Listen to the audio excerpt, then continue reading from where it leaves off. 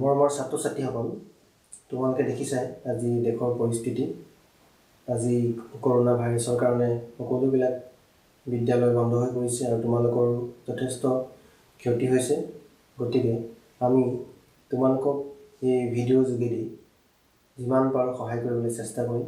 আজি মই তোমালোকৰ বাবে ক্লাছ 6 ষষ্ঠ শ্ৰেণীৰ আমাৰ চৌপাশৰ পৰিৱৰ্তন নামৰ এটা পাঠ আছে, তোমালোকৰ 6 নম্বৰ পাঠ আছে। সেই পাঠটো আমি আলোচনা কৰিম আৰু আলোচনা কৰি মই আলোচনা কৰা কথাখিনি তোমালোকে বুজিবলৈ চেষ্টা কৰিবা। ঘৰত যিসকল তোমালোকৰ লগৰীয়া বন্ধু বান্ধৱ আছে ওচৰ পাজৰৰ, বা নিজে তোমালোকে কথাখিনি বুজিবলৈ চেষ্টা কৰিবা। এতিয়া আমি পাঠটো আৰম্ভ কৰোঁ। আমাৰ সকলোবিলাক তোমালোকে ঘৰৰ চাৰিওফালে হওক, আমাৰ ইফালে চাৰিওফালে তোমালোকে দেখিছা, চাৰিওফালে বিভিন্ন ধৰণৰ সলনি হৈ থাকে, পৰিৱৰ্তন হৈ থাকে। হৈ থাকেনে? হৈ থাকে। সেই পৰিৱৰ্তনবিলাক তোমালোকে ভাবাচোন কেনেকৈ হৈ থাকে, কোনবিলাক হয়। তোমালোকৰ নিজৰ দেহতে চোৱাচোন, তোমালোকৰ চুলিবোৰ দীঘল হয়, নখবোৰ দীঘল হয়। তোমালোকে আগতে সৰু আছিলা, এতিয়া তোমালোকে ডাঙৰ হৈ গৈ আছা, হয়নে নহয়? এইবিলাক তোমালোকৰ সততে দেখি থকা তোমালোকৰ পৰিৱৰ্তন। ঠিক তেনেকৈ আমাৰ চৌপাশে, আমাৰ চাৰিওফালে কিছুমান পৰিৱৰ্তন হৈ থাকে, যিবিলাক তোমালোকে জনাটো খুব দৰকাৰী। আৰু আমি সেই কথাবিলাকে আলোচনা কৰিম।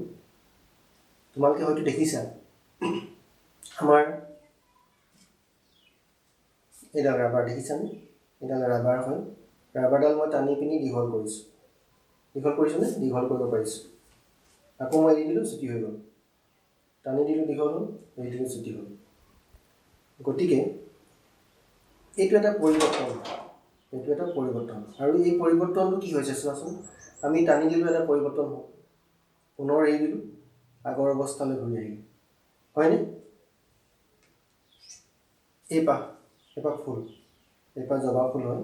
যিয়ে ফুল নহওক লাগিলে, এই ফুলপাহ তোমালোকে দেখিছা। এই ফুলপাহ ইয়াৰ আগৰ অৱস্থাটো কলি আছিল, হয়নে নহয়? কিন্তু আমি পুনৰ এই ফুলপাহ কলি অৱস্থাত ঘূৰাই পাব পাৰিম জানো? পাৰিমনে? নিশ্চয় নোৱাৰোঁ। গতিকে এইটো এটা পৰিৱৰ্তন। তেতিয়াহ'লে কি দেখিলোঁ আমি চোৱা, এই ৰাবাৰডাল আগৰ অৱস্থা টানি দিছিলোঁ, আগৰ অৱস্থালৈ ঘূৰি আহিব পাৰিলেনে? পাৰিলে। এইডাল কিন্তু এই ফুলপাহ আগৰ অৱস্থালৈ ঘূৰি যাব পৰা নাই, হয়নে নহয়? গতিকে যিবিলাক পৰিৱৰ্তন পুনৰ আগৰ অৱস্থালৈ ঘূৰি যাব পাৰে, সেইবিলাক আমি কি বুলি কওঁ? বিপৰীতমুখী পৰিৱৰ্তন বুলি কওঁ, হয়নে নহয়? আৰু এই ফুলপাহ বিপৰীতমুখী পৰিৱৰ্তন নহয়। এতিয়া তোমালোকে কোৱাচোন, কোনবোৰ পৰিৱৰ্তন বিপৰীতমুখী আৰু কোনবোৰ বিপৰীতমুখী নহয়? অকণমান চিন্তা কৰাচোন তোমালোকে। মই ক'ম তোমালোকক, যেনে তোমালোকে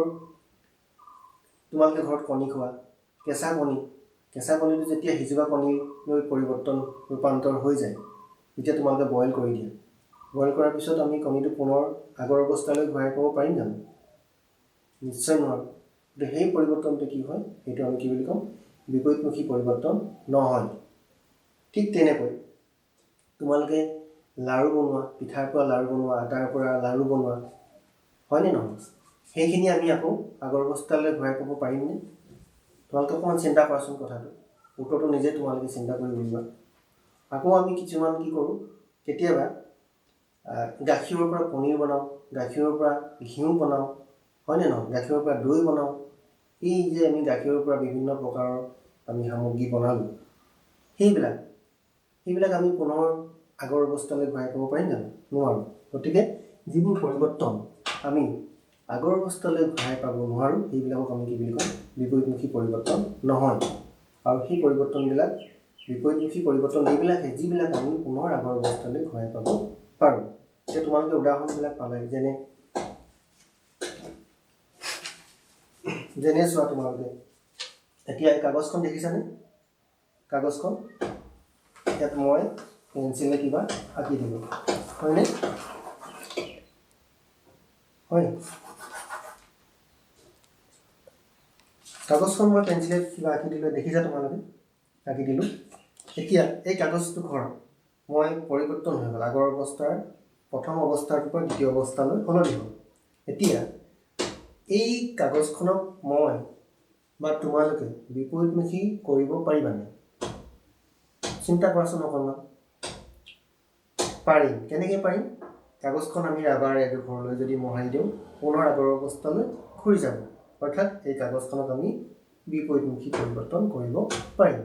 গতিকে কথাবিলাক এনেকুৱা, যিবোৰ পৰিৱৰ্তন আমি পুনৰ আগৰ অৱস্থালৈ পৰিৱৰ্তন কৰিব পাৰোঁ সেইবিলাকক আমি কি বুলি কওঁ? বিপৰীতমুখী পৰিৱৰ্তন। এতিয়া চোৱা তোমালোকে, এডাল তাঁৰ হয়, দেখিছানে? কুণ্ডলী পকোৱা তাঁৰ, হয়নে? এডাল কুণ্ডলী পকোৱা তাঁৰ। এই তাঁৰডাল আমি কি কৰিম? আমি যদি কুণ্ডলীবিলাক এৰাই দিওঁ কি হৈ যাব? দীঘল হৈ যাব। কুণ্ডলীবিলাক যদি মই এনেকৈ এৰাই দিওঁ আমি চিধাকৈ তাঁৰডাল পাম, হয়নে নহয়? হয়। আকৌ আমি পুনৰ পকাই কিনে কি কৰিম? এনেকুৱা অৱস্থা এটা পাম। গতিকে এইটো কি? আমি তাঁৰডালক আমি কি বুলি কওঁ? আমি বিপৰীতমুখী পৰিৱৰ্তন বুলি ক'ব পাৰোঁ। এতিয়া তোমালোকৰ কাৰণে মই চমুকৈ এই আজি আমি যিখিনি কথা শিকিলোঁ, বিপৰীতমুখী পৰিৱৰ্তন কৰিব পাৰি কিছুমান বস্তু, কিছুমান বিপৰীতমুখী পৰিৱৰ্তন কৰিব নোৱাৰোঁ, সেই কথাবিলাক তোমালোকে চিন্তা কৰিবা। যেনে মই আৰু এটা উদাহৰণ দিছোঁ, তোমালোকে ক'ৰবালৈ গৈ আছা, গৈ থাকোঁতে ৰাস্তাত তোমালোকে এডোখৰ পানী পালা। পানীডোখৰ তোমালোকে যাবৰ কাৰণে কি হ'ল? পাৰ হৈ যাবৰ কাৰণে তোমালোকে লং পেণ্ট পিন্ধি গৈছিলা, হাফ পেণ্ট কৰি ল'বলগীয়া হ'ল। মানে কি? তোমালোকৰ পেণ্টটো কুচাই ল'বলগীয়া হ'ল, হয়নে? হয়। এতিয়া তোমালোকে যেতিয়া পাৰ হৈ গ'লা, পাৰ হৈ যোৱাৰ পিছত তোমালোকৰ পেণ্টটো আকৌ মেলি দিলা। অৰ্থাৎ কি হ'ল?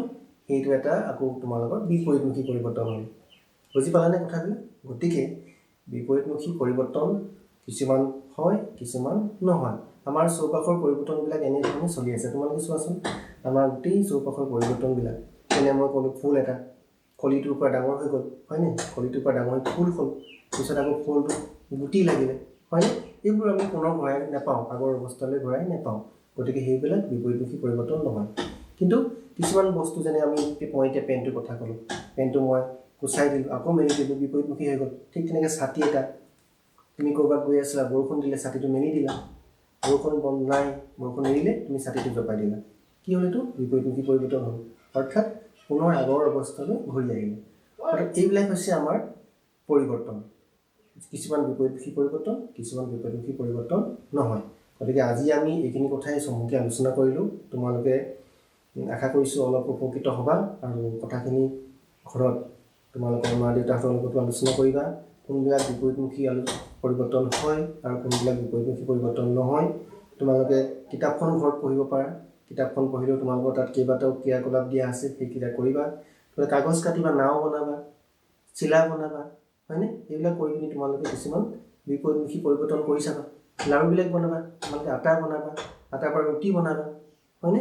এইবিলাক তোমালোকে নিজে নিজে ঘৰত অভ্যাস কৰিবা। আৰু বিপৰীতমুখী পৰিৱৰ্তন হয়নে নহয় তোমালোকে নিজে ভাবিবা, নিজে ভাবি চিন্তা কৰি চাবা। হ'ব? ঠিক আছে, আমি আজিলৈ আহিছোঁ। পুনৰ আমি পিছত তোমালোকক আকৌ পুনৰ নতুন পাঠ এটা লৈ আহিম। ধন্যবাদ।